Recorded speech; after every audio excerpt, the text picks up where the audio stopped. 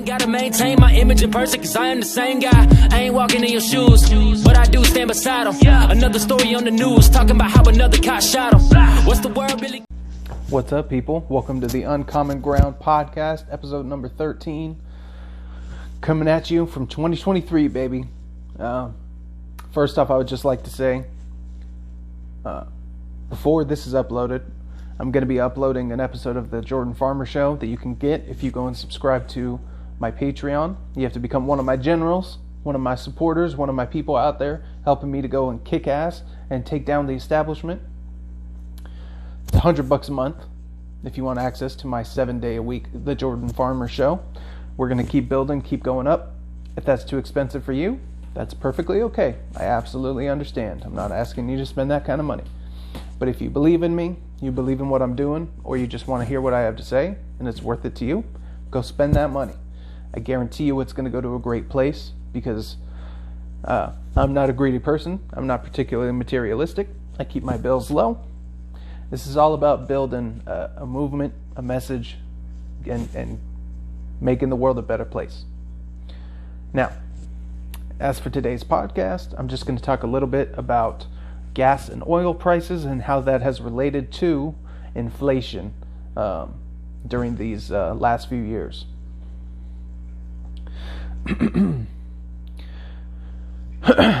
First off, it's worth understanding that inflation is measured in a few different ways, but the most straightforward way is in the price of things, the cost of things in terms of this currency that we use to measure it, aka the dollar, aka prices in US dollars. When the prices of things go up and it's more expensive for me, making the same number of dollars for my wages to purchase that thing, that's the inflation of the currency. Now, some people, Milton Friedman and others, would say that it's just the printing of more dollars.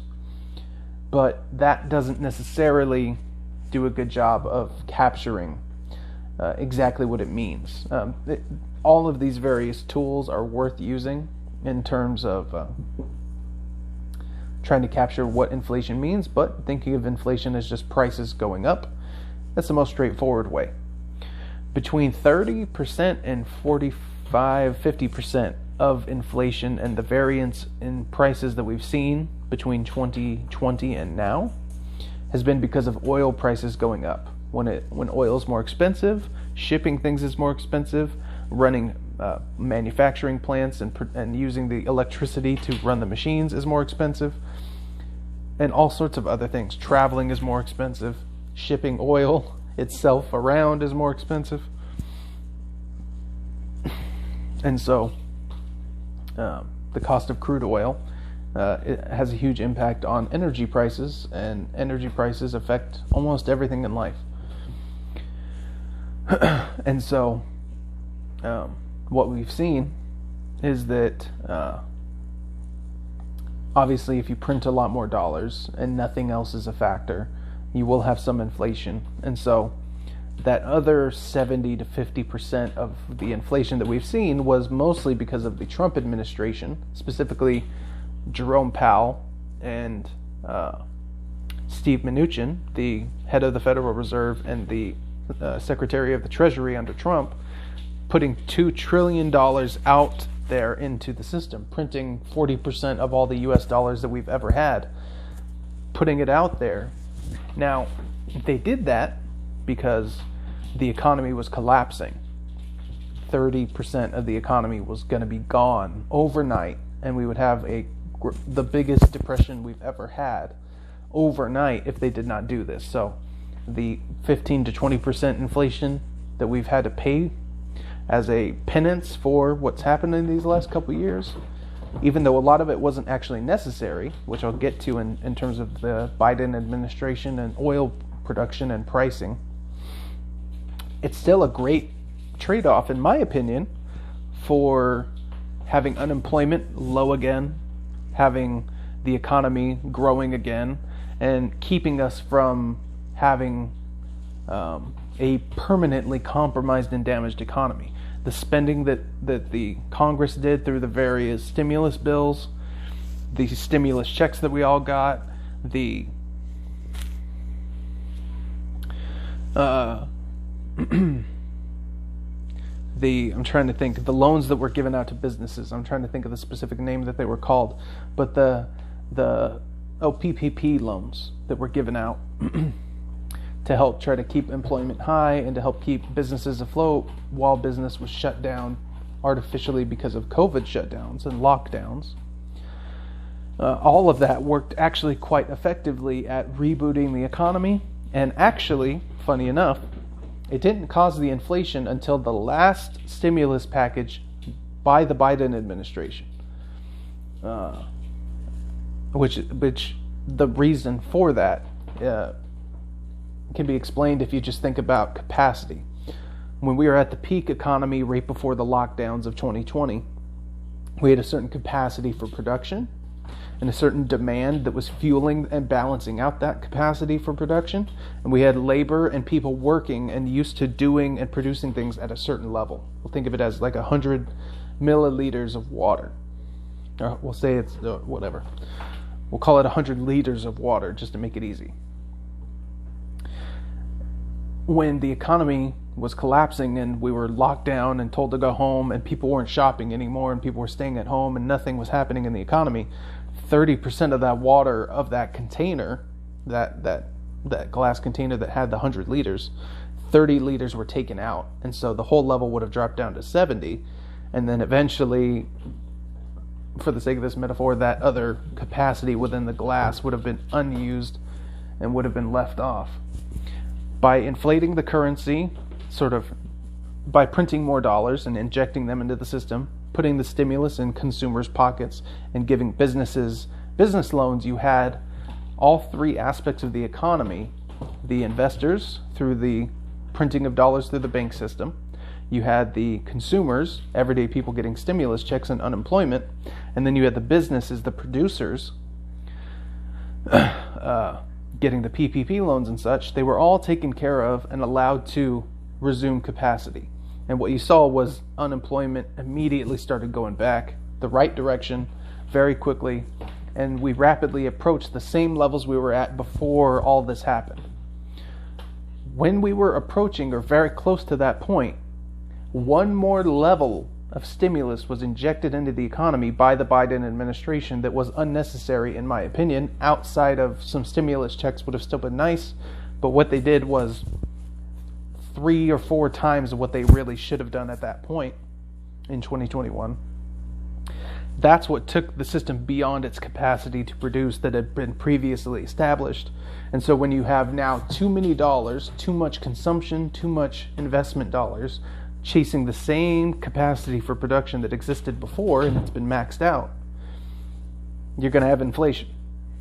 And so that was a big contributing factor to that. I think a certain amount of this inflation, it's hard to measure exactly unless you're a true expert, and I'm not an economist. It's hard to know exactly the measure of all these things, but I'm giving you guys my analysis and the best data and percentage representation that I can give you. If the Biden administration had not done that, and the Biden administration had been good on oil production through their entire tenure, we probably would have still seen 5% inflation. But that's not what happened. We got that stimulus, which took us a little bit more beyond what we should have been, which is probably contributed to 2% of the inflation that we saw. And so the remaining sort of 3-4% inflation that we saw as a result of, and I'm talking about over the course of 2 years here, so that makes the math a little bit difficult maybe for you to understand. 3% the first year, 9-10% the second year. The Biden administration, because they had to try to placate to their base and to the left wing, and because they were trying to get alternative energy sources moving more quickly, they thought that they would simply manipulate the economy in 2 different ways that would or manipulate the economy by choking off oil production that would create 2 different outcomes. One, if energy prices are high and there's not more oil being produced, all the alternative means are going to attract more investment capital because they're a more because the higher prices overall make them more profitable proportionately to their cost of implementation and production. If it costs $60 to make this solar panel be put in place, and you could sell it and make, in 5 years, $40, you're probably not going to do it. But if you can make in 4 years, 5 years, $120 and double your money in that time and have that kind of crazy ROI, you're going to do it. The other side of it, and this is where the Machiavellian comes in here, when oil prices are high, profits are really, really high for oil companies. It's good for them. When they don't have to compete and they can produce what they're producing and there's a lot more demand than what they have supply for, those profits are high, baby. And so, of course, they're going to want to keep it like that. And so, how did the Biden administration do this? How did this happen? It's very simple. And they had a great PR strategy. What they did was they said, we're a capitalist administration. Not really, they're a fascist. They're more in tune with fascist tools, but let's put that aside. They put out a bunch of permits that would be available for oil fields to be opened. Sorry. That would hypothetically increase production. 9,000 permits. And so they told the world, they told the right wing, they told everybody, we've put out these 9,000 permits. We're trying to produce the oil. The companies just don't want to do it because these companies are greedy. Even though the companies would make more money if they produced more when the prices are higher. And as they increase production and they can sell more and take more consumption from their other competitors, they gain market share and it's better for them in the long run. So it doesn't make sense for them to produce less when it's not only, produce more, you make more money, but at their high prices. So it just doesn't make sense for them to want to produce less unless it's done by this on this regulatory level. And so what happened was these 9,000 permits were put out there and companies would apply for them, but then the Biden administration would be extremely slow at actually getting them approved, which means that there wasn't actual production. Even though the government said the permits were there, the actual production of oil did not go up from the Biden administration getting in at the beginning of 2021 until about the end of the first quarter in 2022. So a 15 month period where oil production didn't really go up at all. And this is where I will give the Biden administration credit. Eventually they got their act together. Eventually they dialed it in. And over the course of 2022, oil production has now reached new record highs. They finally got it back up to where it should be.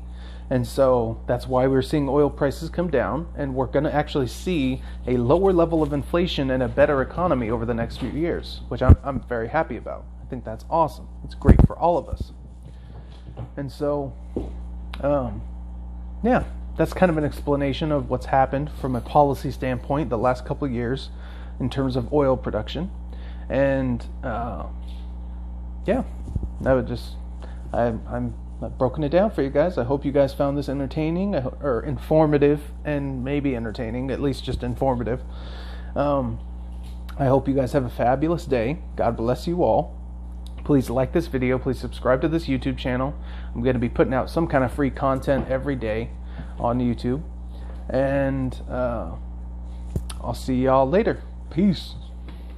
Feel like I've been in a new mind state lately, but still in the same route. Always looking for a move, let's get to the money, see what we can bang out.